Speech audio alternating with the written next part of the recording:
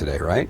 It's very true. I mean, we spring forward, most of us griping about losing that hour of sleep, but it also serves as a reminder, your smoke detectors and carbon monoxide alarms. You should make it a habit to be changing this fresh battery when we spring forward and fall backwards. At theweathernetwork.com, we have a great article here written by Cheryl Santamaria, one of our writers, and she has some good points, the reminders of things that you should be doing as we spring forward.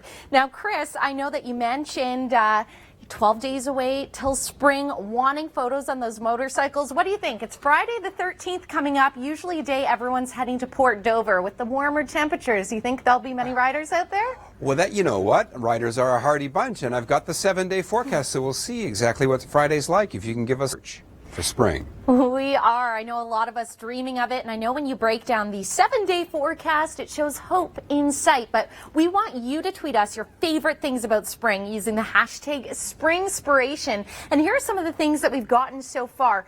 We have Anne-Marie saying it's the season of colors, and it really is. Cindy sent us, she's looking forward to all the many different birds singing while she has her coffee outside in her pajamas. Certainly would not have been able to have your coffee outside in pajamas through the month of February. And then Jim Allen says his favorite thing about spring, green, not white, flowers, not snow, light clothing, and not bulky jackets. It sounds like almost a little bit of poetry there, Chris. And I know that our forecast details as we head in through the next 7 days, well, they're giving us a taste of what's to come. Yeah, it's just a sample, though. I mean, because the reality is, Krissy, it is just the time change weekend with this derailment in northeastern Ontario. Yeah, serious situation setting up here, Chris, and it's going to have a couple of travel impacts as well. I want to show you here, this is the photo tweeted out from the OPP yesterday, and you can see the fire burning. Multiple cars caught fire, and so residents are being encouraged to stay indoors. Of course, this happened in Gogama, Ontario, just due to the fact that it is crude burning. You don't want to be inhaling all those toxins. In addition to that, avoiding the use of the water because one of the local rivers may have been impacted with that crude oil. So there's also a highway closure in place, with the latest information. But I said it's having an impact on multiple travel avenues. And in fact, one of the Via Rail trains that was en route from Vancouver to Toronto has actually had to make a stop in Winnipeg, unload those passengers because obviously with the derailment, they're just not be able to go through to their planned destination. So be sure to take a visit at theweathernetwork.com. Daniel Martins has been working very hard on getting the latest details for you. And of course, there's lots of other news at theweathernetwork.com to get your latest information. Coming up, the highway conditions and your local forecast. Welcome to the weekend. Welcome to daylight savings time. And look at this, a beautiful festival of color. Of course, Holi, the Hindu festival, but many have been celebrating right across the globe. And I have to admit, it's nice to see all those bright colors in action. Krissy Vann joining you, and across the country, relatively quiet. We do have a little bit of snow to the northern prairies, pockets of flurries moving through Ontario, and we'll be talking about the sea effect snow in Atlantic Canada throughout the show. The big story of the week, though, the milder air moving across the country. We're getting into a zonal flow with the jet stream, so that means the cold Arctic air that's been plaguing us getting sucked to the north, and then a better distribution of this milder air from west over to east has us feeling a little spring-like for some, and right now we count down the top 5 signs of spring. Here.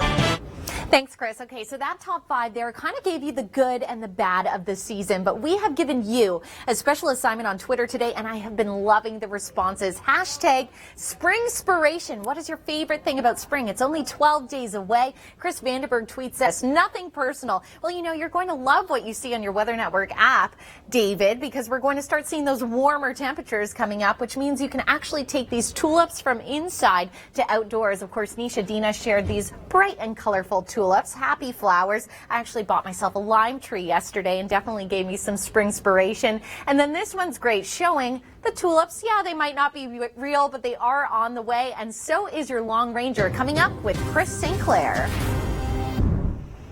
Welcome to the weekend, daylight savings, and of course spring just 12 days away. This is a look at the Hindu Spring Festival of Color, which many actually celebrate around the globe. This particular video from Utah. I love it, seeing all the spring colors, and I'm looking forward to it feeling like spring as well. Krissy Vann joining you, and you can see on Saturday the big divide when it comes to temperatures. All the warmth in the west and the below seasonal in the east. That is going to be changing though, and changing this week. We're going to see some of that milder air start to spread across the country. I'm going to explain why in a moment, but first I want to show you what we've been dealing with.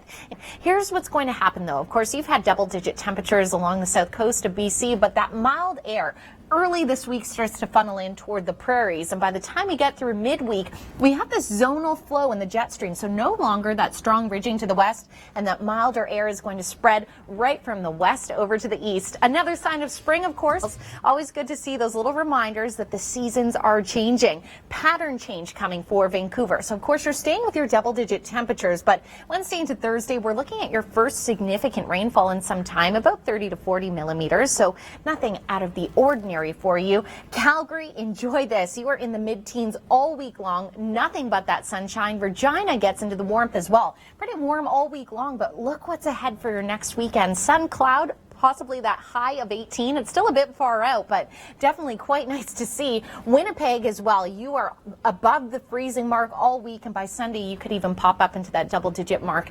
For Toronto, your warm-up really coming Tuesday and Wednesday with a high of 6 degrees, full sunshine. Definitely haven't seen those types of temperatures till around December. Montreal warms up as well Tuesday with a high of 6, that mix of sun and cloud. And even as we head to the east, Halifax, you'll be 6 degrees by the time we reach Wednesday. Slightly unsettled, and we are seeing some snow across the country. We'll have more details on that coming up.